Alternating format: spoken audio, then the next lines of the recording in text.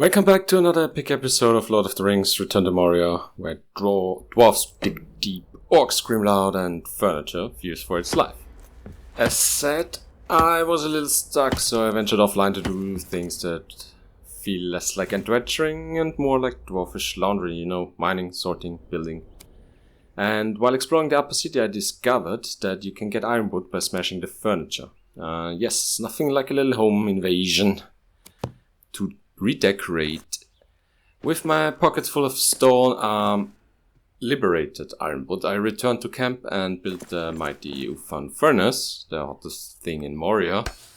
That baby let me smelt colored steel ingots, which I will use to craft buildings, armor, and most importantly, weapons that don't bounce off orcs like wet lamb's bread. And speaking of upgrades, I also whipped up a spinning wheel. Not quite a big upgrade, but it let me spin fine leather, and then I figured out that this was precisely what I needed to upgrade my backpack into a mountaineer's backpack. And now I have 3 glorious extra rows of storage, and I feel like somebody's carrying pots and second breakfast now actually. But of course, just as the furnace fired up and steel began to flow, I was out of gold ore, because naturally the one ore that you need is annoyingly rare right now. So I set off on the mining montage, hacking my way through some stone. And after snagging enough gold and also more ironwood, I finally built the Kustool Forge. This beauty unlocked tier 4 Khazad weapons, and I chose them all because subtly is for elves. I further went on to enchant this maul with the lightning strike to stun my enemies.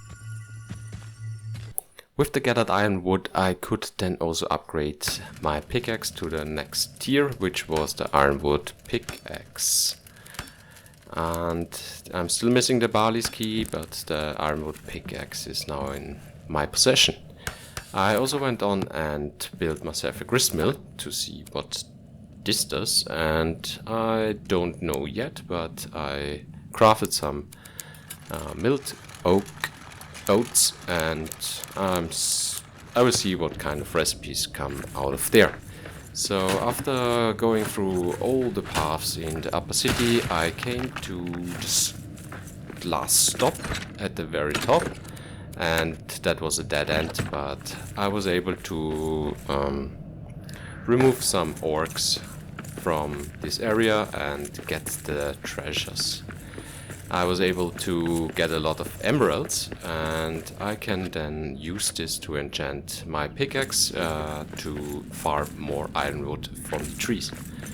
I then went on to go to the very lower level of the upper city, and I found there another continuation. So I dug through the dirt in this area after I encountered again some orcs and uruks, and of course I destroyed them. So I then gathered again the orcish key and opened the chest to find another 4 emeralds, and I continued. I was immediately met with shadows on the ground, so I had to build my way across and got to another dirt field. And when I moved through here, I was encountering some enemies that I took quickly care of, loot, and then I went on through another dirt patch, and then through another dirt patch, and I was actually getting to the very new area, which is the Balrog rampaged through here. This place will one day be filled with dwarves again. So this is a very new, interesting area where we can continue, and I got rid of all the orcs in this area, and then I went up here and actually saw that there's something waiting for us. Something big and angry, and it's a dragon. It's not only one dragon, as you can see there are 2 smaller ones as well. So this is it for this special update episode.